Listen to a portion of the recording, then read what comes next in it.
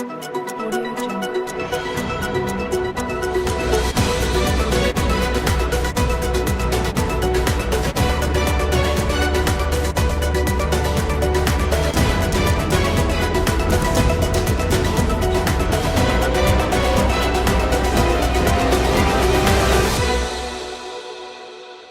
Mohammad Ali Sadbara.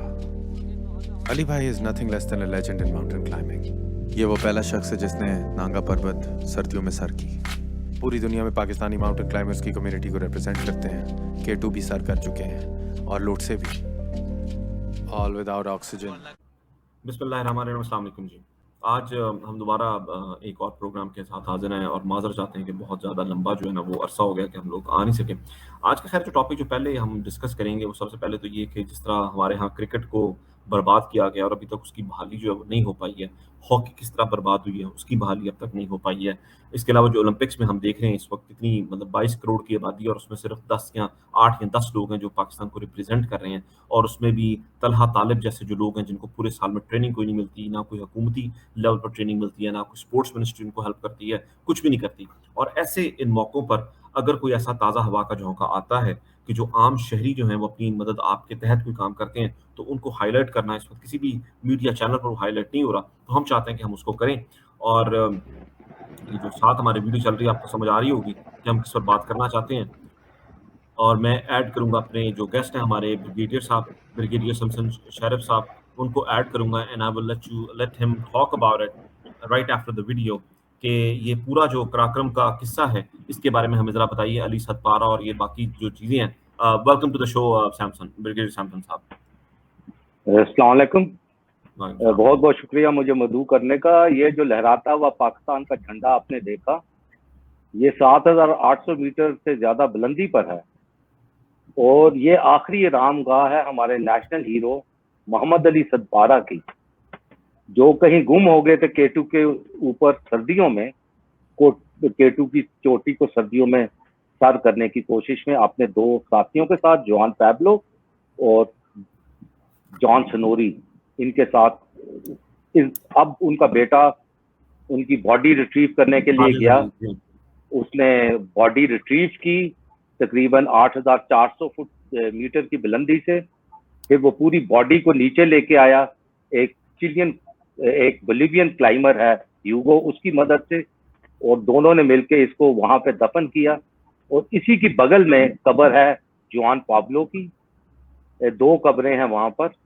और John सनोरी की body को लाना जरा मुश्किल था, तो साइड के ऊपर पहाड़ पे, जो कि आम गुजरगाह नहीं बनती क्लाइमर्स की, वहां पर उसको वो दफना दिया गया। ये एक बहुत बड़ा फीट था। और साजिद अली सदपारा, जो मोहम्मद अली सदपारा का बेटा है, वो 2 दिन 8,000 मीटर की बुलंदी से ज्यादा जमीन पर मौजूद रहा है। पहले मरहले में उसने डेड बॉडीज को रिट्रीव किया और दूसरे मरहले में उसने K2 की चोटी से इंतकाम लिया है अपने वालिद की मौत का और उसको सर किया है।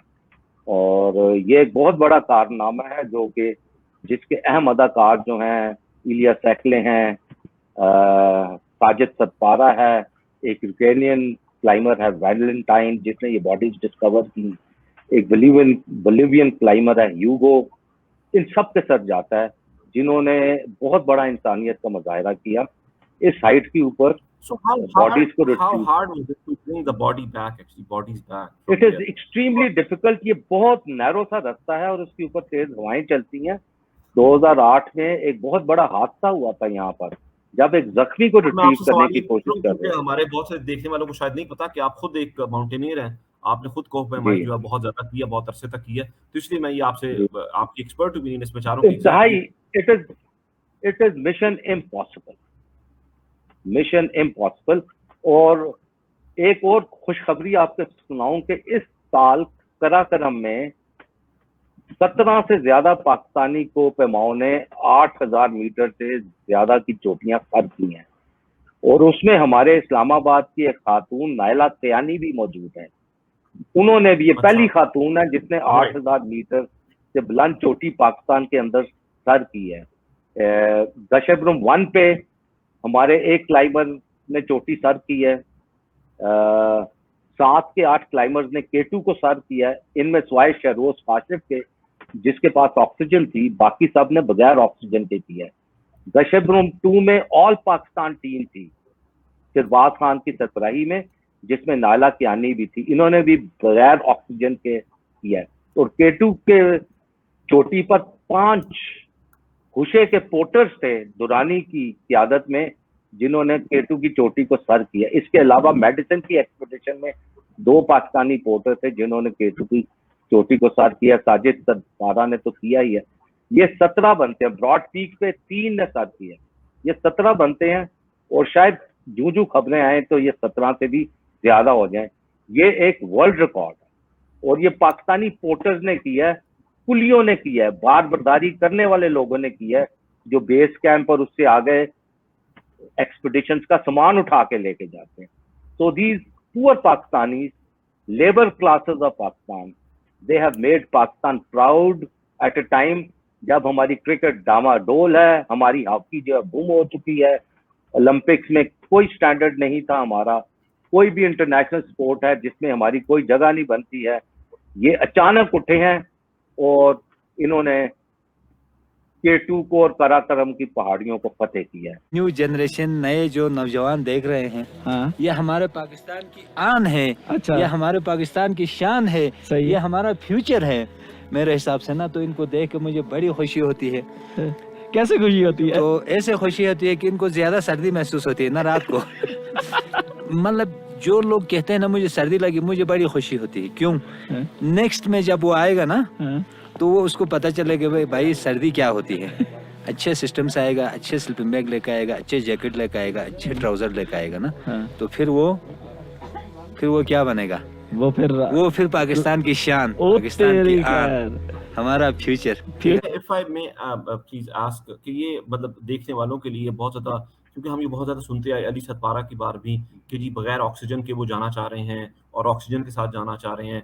What is the difference and why do they want to go without oxygen? Just wondering कि क्यों ऐसा क्यों है कि जब ऑक्सीजन अवेलेबल है तो why don't you want to take the oxygen with you? I mean, देखें जी, असल हेरोइक जो है ना माउंटेनियरिंग, माउंटेनियरिंग में जो असल हेरोइक है वो ये है कि आप अल्पाइन स्टाइल में क्लाइंब करें और ऑक्सीजन के बगैर क्लाइंब करें। ऑक्सीजन आप सिर्फ इमरजेंसी के लिए रखें, जब आप समझते हैं कि इमरजेंसी होगी और आपका जिस्म जो है वो कबूल नहीं कर रहा काम ऑक्सीजन को, तो उसके बाद नेक्स्ट स्टेज है कि आपने मर जाना है, then you switch over to oxygen.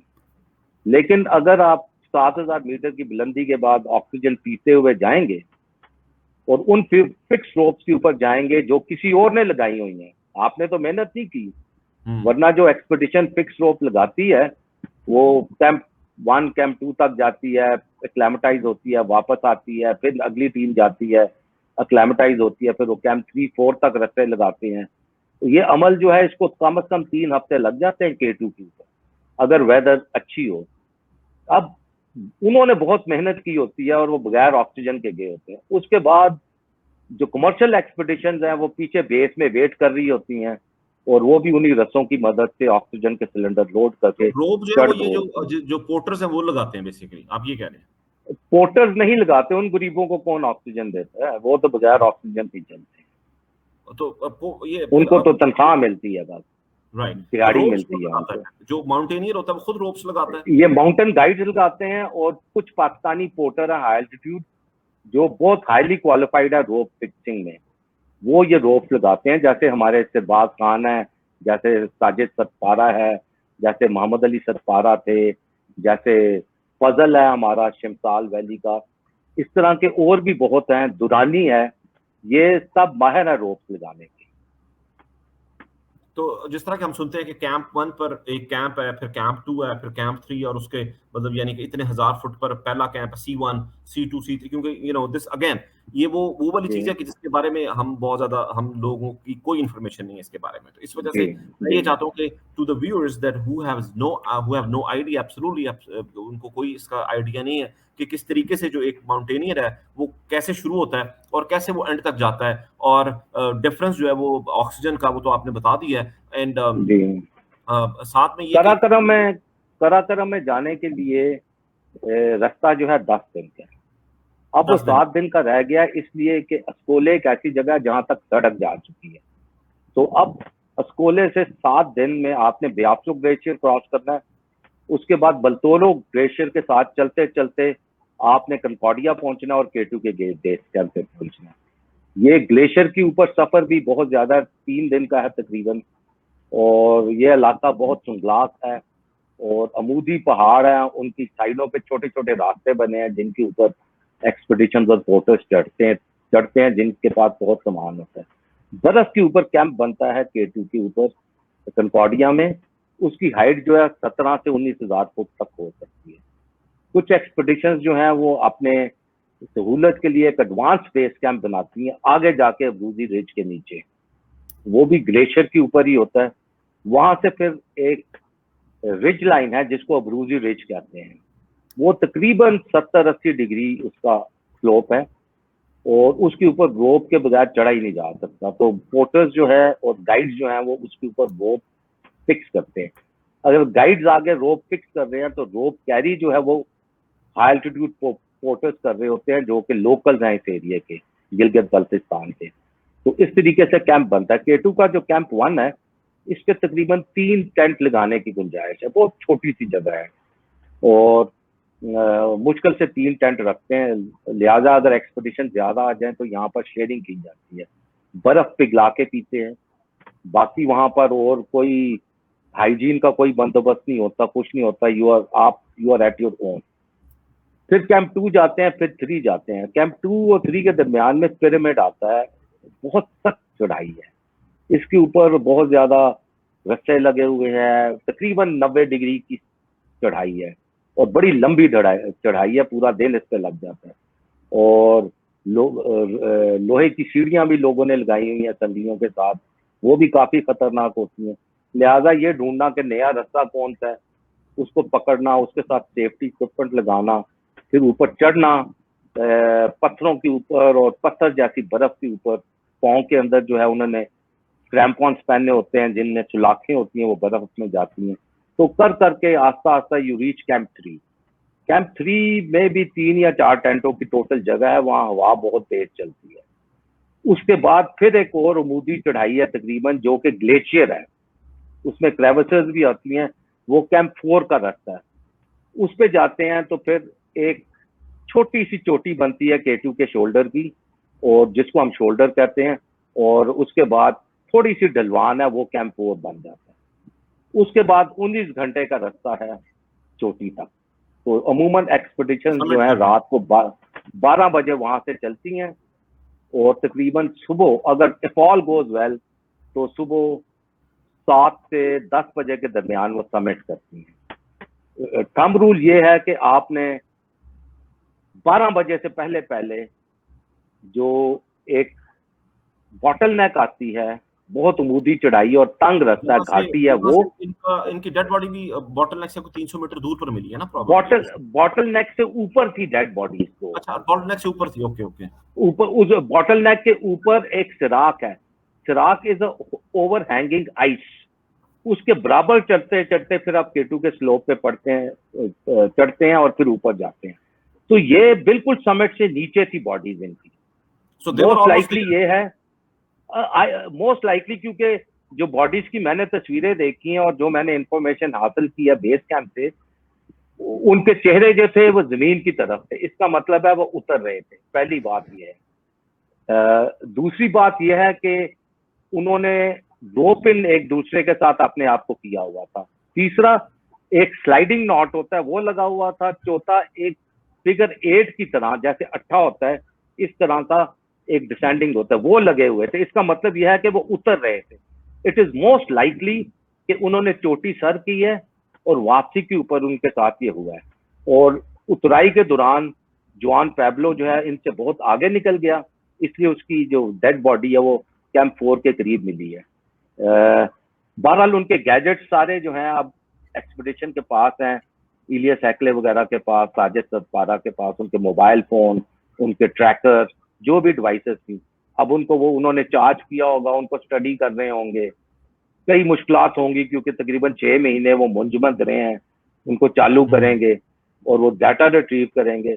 उससे पता चलेगा कि इन्होंने चोटी सर की थी या नहीं की थी, लेकिन जो मेरी एक्सपीरियंस है, जो मेरा कहता है, जो मैंने दीगर माउंटेनियर से भी डिस्कस किया है, जो पाकिस्तान के नामवर माउंटेनियर्स हैं जैसे नजीर साबर है, हमें ये लगता है कि वो चोटी सर करके वापस आ रहे थे। बट इस शहादत को जो है ना वो मानने के लिए इलेक्ट्रॉनिक डाटा बहुत जरूरी है। राइट, चलिए फिर हम इंतजार करते हैं उनका। और जैसा कि आपने कहा कि आपने अपनी राय दी कि वो मोस्ट लाइकली वो जो सबमिट कर चुके हुए थे, तो ये था जी आज का हमारा कार्यक्रम पर हम थोड़ी सी बात करना चाहते थे, क्योंकि अनफॉर्चुनेटली इस पर जो हमारा मीडिया है और ये जितने भी लोग हैं वो इसके ऊपर कोई भी बात नहीं कर रहे। तो हम लोग चाहते थे कि जिस तरह हम हमारे यहाँ सिर्फ क्रिकेट और उसकी जो वो जो उसके बाद जो उसका जो आउटकम है वो भी हमारे सामने है, सारी तवज्जो हुकूमत की भी वहीं पर होती है। तो प्रॉब्ली इट्स अबाउट टाइम कि गवर्नमेंट जो है वो बाकी स्पोर्ट्स पर भी तवज्जो दे, बाकी लोगों को भी आगे लेकर आए। इस मुल्क में एक बेतहाशा और बेपनाह टैलेंट है, उसको लेकर आए, और हमारी ये कोशिश जारी रहेगी कि हम लोगों को इस तरह के लोगों के हम वो करते रहें। और जो माउंटेनियर इस वक्त करें, अल्लाह ताला उनको जो है वो इसका अजर दे, और हमारा पूरी कौम को उनको खराज तहसीन है। और अल्लाह ताला अली सतपारा और उनके साथ जितने भी लोग हैं उनके अल्लाह ताला जो है वो दर्जात बुलंद करे। बहुत शुक्रिया जी। अगले प्रोग्राम के साथ आपके साथ सामने दोबारा हाजिर होंगे। अस्सलाम वालेकुम। छोड़ दुनिया आजा मेरे वास्ते, छोड़ दुनिया आजा मेरे वास्ते, हमको घायल कर गया तेरा सितम, तुम चले आओ पहाड़ों की कसम, तुम चले आओ पहाड़ों की कसम, हम तुम्हारी राह देखेंगे सनम, तुम चले आओ